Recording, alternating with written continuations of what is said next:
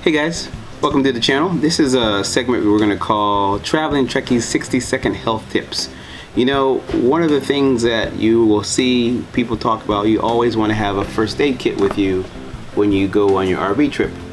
Well, something else I would highly encourage folks to take, especially if you have medical problems, make sure and take all your medicines with you. But if you know how to use, this is called a pulse oximeter.